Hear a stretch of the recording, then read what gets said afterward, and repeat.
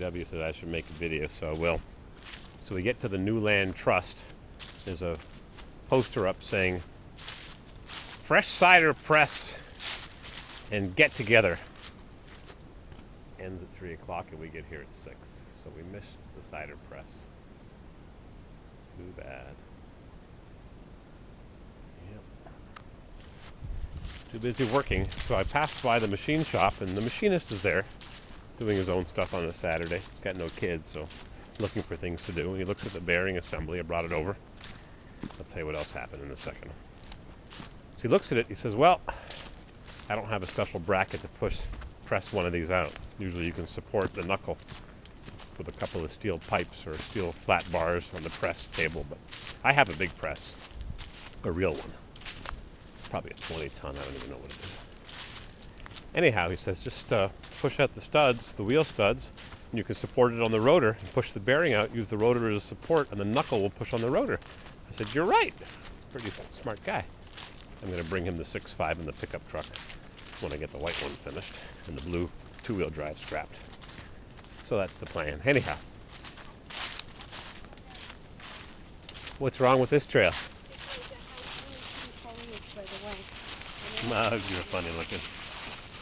I'm going down the road, down a hill, and I've got no stop sign at the bottom of the hill in the Suburban. I got the wheel bearing all the way in the back.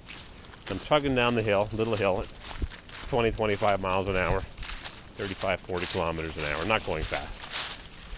And some little minivan with a couple of golden oldies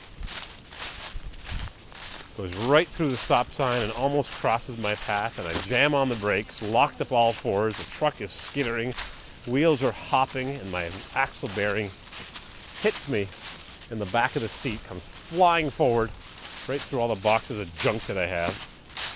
Luckily, I missed them by probably less than a foot, less than a meter, less than 3 feet, rather, a yard. Freaking nose to nose like that. I don't know if they would have T-boned me or I would have T-boned them. Didn't stop at the stop sign, went right through the stop sign in a residential neighborhood. So he says the sun was in his eyes. I said, no, it's not. The sun's right across your chest. I could see the sun was down here. Wasn't bothering him at all. Did you see the stop sign? He says, oh, no, didn't even see it. Oh, yeah, look, stop sign. So I gave him a piece of my mind. Oh, jeez. Driving exactly 5 blocks from my house. Luckily, I was going slow and I was watching the intersection, because I always watch intersections, whether I have the right of way or not. Just pay attention, because if somebody else isn't, and you hit the steering wheel or whatever, doesn't matter whose fault it is, you're still hurt. And suing somebody takes 5 years. I only went out for a walk and finally concluded to stay out till sundown, for going out I found was really going in. John Muir Park at the other side of the Golden Gate Bridge. And we've been there. San Francisco.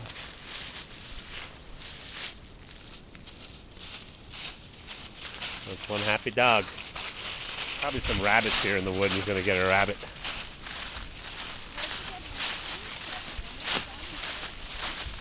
So yeah, I yelled at them and told them they were a bunch of idiots for going through the stop sign, and nothing happened. And some woman yelled, I saw them go through the stop sign. It was totally their fault. I said, yeah, I know, but nothing happened, and on we go. So I went to the machine shop, got some advice, and here we are on the snowshoe trail.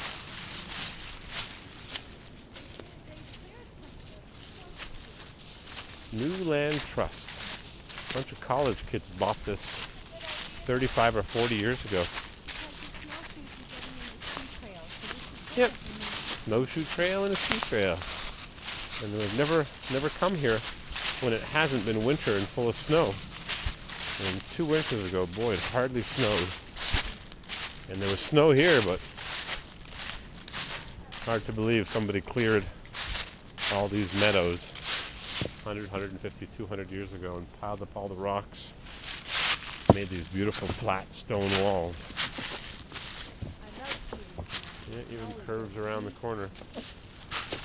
Curved stone wall. Now it's all grown back. All filled in. Probably a big tree somewhere. A shade tree where they kept the water. Yeah, it's not a very old forest. 20, 30, 40 years old.